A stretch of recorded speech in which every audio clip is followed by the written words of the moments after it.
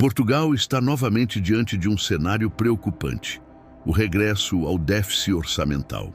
Após um breve período de alívio nas contas públicas, o país se prepara para encerrar o ano com um saldo negativo, e as projeções para os anos seguintes mantêm esse padrão. O Banco de Portugal estima que o crescimento econômico de 2025 fique em torno de 1,6%, o que representa uma desaceleração em relação às previsões anteriores, que rondavam os 2,3%.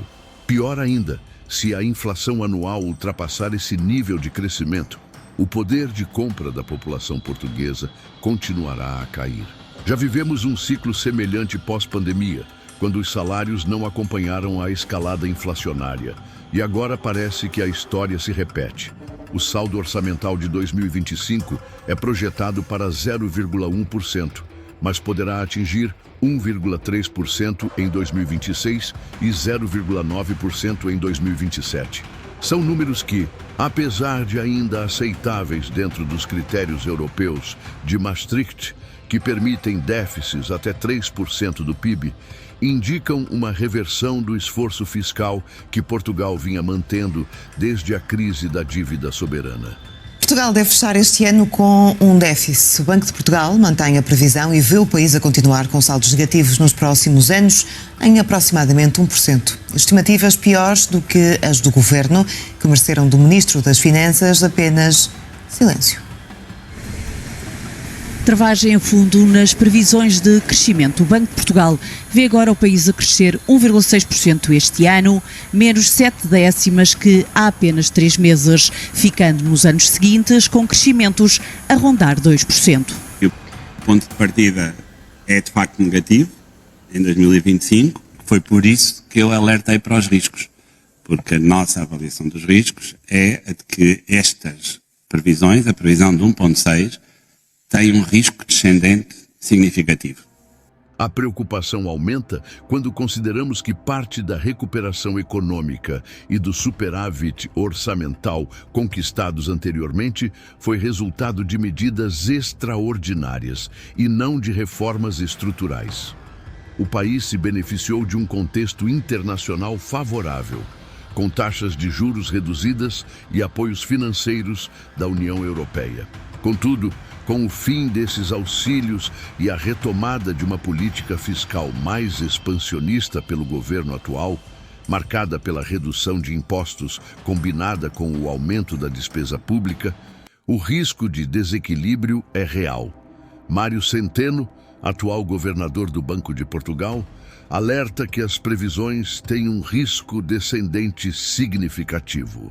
Para atingir os 1,6% de crescimento estimados, será necessária uma aceleração forte da economia nos meses seguintes, algo que não se vislumbra no horizonte, especialmente considerando o fraco dinamismo da economia europeia. Outro ponto delicado é a perda de poder de compra. Mesmo com um crescimento econômico positivo, se a inflação superar a taxa de crescimento, os cidadãos vão sentir que seu dinheiro rende menos. E é exatamente isso que se prevê para 2025. O crescimento real, descontada a inflação, pode ser nulo ou até mesmo negativo. Se voltarmos 15 anos no tempo, o poder de compra médio do português era superior ao de hoje. Isso não quer dizer que o passado era melhor em todos os aspectos, mas é um sinal claro de estagnação econômica. A combinação de crescimento fraco, inflação elevada e saldos orçamentais negativos é particularmente preocupante num contexto em que a população portuguesa enfrenta já dificuldades com habitação, salários baixos e carga fiscal elevada. Acrescenta-se a isso a pressão sobre os serviços públicos, como saúde e educação, que continuam a operar no limite e a depender de recursos escassos. Apesar de o governo argumentar que há necessidade de estímulos para manter a economia em crescimento, há uma linha tênue entre estímulo econômico e endividamento insustentável. No plano internacional, a credibilidade de Portugal junto aos mercados pode ser afetada se as contas públicas voltarem a deteriorar-se. A percepção de risco aumenta, os juros da dívida pública sobem e isso gera um efeito dominó na economia. Mais custo para financiar serviços públicos, menos margem para investir em infraestrutura, educação ou inovação. A imigração também tem desempenhado um papel fundamental na sustentação da economia portuguesa.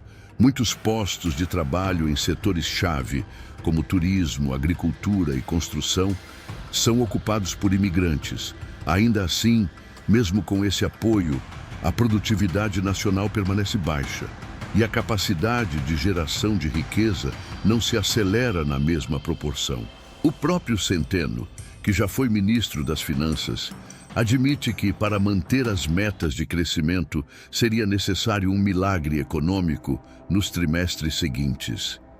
Ele aponta para o risco de medidas eleitoralistas que favorecem o curto prazo, mas comprometem o futuro. A previsão de 1,6 tem um risco descendente significativo. Porque para atingir 1,6 nós precisamos de cadeias bastante fortes no resto do ano. O Banco de Portugal continua a ver as contas públicas no vermelho já este ano, vão agravando-se nos seguintes, com o déficit a rondar 1%. Previsões piores que as do Governo, que apenas tiveram como reação do Ministro das Finanças o silêncio. Diante disso, o debate sobre responsabilidade fiscal volta ao centro. O Estado, como uma família, não pode gastar indefinidamente mais do que arrecada. Há uma língua de fogo entre manter os investimentos essenciais para o bem-estar da população e garantir que as futuras gerações não paguem pelos erros do presente. A crise do poder de compra em Portugal, o efeito silencioso do déficit e da inflação.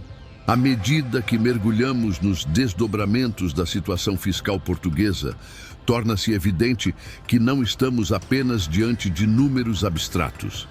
A previsão de crescimento econômico de 1,6% para 2025, ainda que em si já seja modesta, torna-se ainda mais preocupante quando colocada ao lado da inflação esperada. Caso o nível de inflação anual supere esse crescimento, o que é considerado provável pelo Banco de Portugal, o país verá uma queda real no poder de compra da população. Algo que já vem sendo sentido por milhares de portugueses. A comparação feita no próprio relatório de que os portugueses hoje têm menos poder de compra do que na época do governo Sócrates há mais de 15 anos é um alerta gritante. Isso significa que, apesar do avanço tecnológico, da integração europeia e das promessas políticas de desenvolvimento, o português médio perdeu qualidade de vida de forma lenta, silenciosa, mas constante. O aumento de preços de bens essenciais, como alimentação, habitação e energia, corroeu salários que já eram baixos. E como se não bastasse, os aumentos salariais não acompanharam os índices inflacionários, criando um vácuo entre custo de vida e remuneração. Essa deterioração é resultado direto da combinação de uma política econômica expansionista, com aumento de gastos públicos e cortes de impostos, com a estagnação da produtividade. A equação não fecha. Menos receita fiscal e mais despesa pública resultam, inevitavelmente, em desequilíbrio. E esse desequilíbrio se traduz em dívida pública, que precisa ser financiada, frequentemente, com novos empréstimos. Um ciclo vicioso que pode levar a cortes futuros em serviços públicos ou aumento de impostos. À entrada para a tomada de posse dos secretários de Estado no Palácio da Ajuda, enquanto Mário Centeno avisava para os perigos da política expansionista do governo no equilíbrio das contas públicas. Isto prolonga a orientação expansionista da política orçamental em 25 e 26 e é um fator, mais uma vez, de preocupação.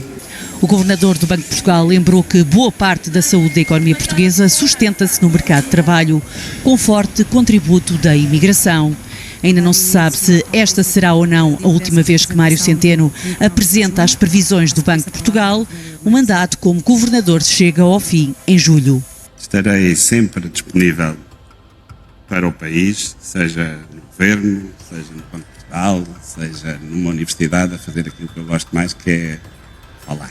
Impactos políticos, riscos futuros e o que esperar do Portugal dos próximos anos. À medida que as projeções econômicas para Portugal apontam para uma trajetória de crescimento tímido e déficits orçamentais persistentes, é inevitável que surjam discussões sobre os impactos políticos e sociais dessas tendências. Governos que iniciam mandatos com promessas de estabilidade e reformas estruturais enfrentam o desafio crescente de equilibrar as contas públicas sem sacrificar o bem-estar social, especialmente num país ainda marcado pelas cicatrizes da crise da dívida soberana e das medidas de austeridade da década passada. A política de expansão fiscal adotada nos últimos anos, embora inicialmente eficiente para estimular a economia pós-pandemia, está agora sendo questionada pela sua sustentabilidade. A redução de impostos, acompanhada de aumento nas despesas públicas, gerou um desequilíbrio que pode comprometer seriamente a credibilidade fiscal do país a médio e longo prazo. E manutenção de déficits contínuos, como indicam as projeções do Banco de Portugal, 0,1% do PIB em 2025. Além disso, o silêncio das autoridades, como o ministro das Finanças, diante das previsões negativas emitidas pelo Banco de Portugal, contribui para o aumento da incerteza. A ausência de posicionamento firme ou de um plano de ação imediato pode ser interpretada como falta de transparência e preparo, minando a confiança de investidores e da própria população. No campo social, a estagnação dos salários reais, corroídos pela inflação que supera o crescimento econômico, e o aumento do custo de vida vem afetando diretamente o poder de compra das famílias portuguesas. O retorno a níveis de poder aquisitivo comparáveis aos do período anterior ao governo de José Sócrates, há mais de 15 anos, é particularmente alarmante. Esse retrocesso indica não apenas uma falha na política econômica atual, mas uma desconexão preocupante entre as decisões governamentais e as necessidades concretas da população. A juventude portuguesa, diante das perspectivas limitadas de crescimento, emprego e habitação, enfrenta uma nova onda de emigração. Tal movimento é reflexo de uma desilusão generalizada com o futuro econômico do país. Da mesma forma, investidores estrangeiros podem adotar uma postura de cautela diante da instabilidade macroeconômica e das políticas públicas inconsistentes. Ainda assim, nem tudo está perdido. A economia portuguesa tem pontos fortes estruturais que podem ser alavancados para reverter essa tendência. O turismo, a agricultura tecnológica, a energia renovável e os polos de inovação digital são setores com alto potencial de crescimento. Mas para que isso ocorra, será preciso um plano estratégico realista, um compromisso político de longo prazo e coragem para enfrentar as reformas estruturais necessárias, inclusive no sistema tributário, na administração pública e no mercado de trabalho. A estabilidade das contas públicas deve ser encarada como prioridade nacional. Um Estado sobrecarregado por dívidas compromete não apenas sua soberania financeira, mas também o bem-estar das gerações futuras. A proposta de reformas que combinem austeridade responsável com incentivo ao investimento produtivo e qualificação da força de trabalho pode ser o caminho para equilibrar o orçamento sem penalizar os mais vulneráveis. Por fim, cabe destacar o papel da imigração nesse contexto. Segundo o próprio Banco de Portugal, parte significativa da saúde do mercado de trabalho português está sustentada por mão de obra estrangeira. O contributo dos imigrantes, especialmente brasileiros e membros da CPLP, é vital tanto para o consumo interno quanto para o equilíbrio do sistema de seguridade social. Portanto, Políticas migratórias inteligentes e humanizadas são parte da solução, não do problema. O futuro de Portugal dependerá, em grande medida, da capacidade de seus líderes ouvirem os alertas dos órgãos técnicos, comunicarem com honestidade a realidade à população e tomarem medidas corajosas, mesmo que impopulares. É tempo de responsabilidade, seriedade e compromisso com a sustentabilidade fiscal, social e humana. Se o querer continuar no cargo, ainda falta a decisão do governo.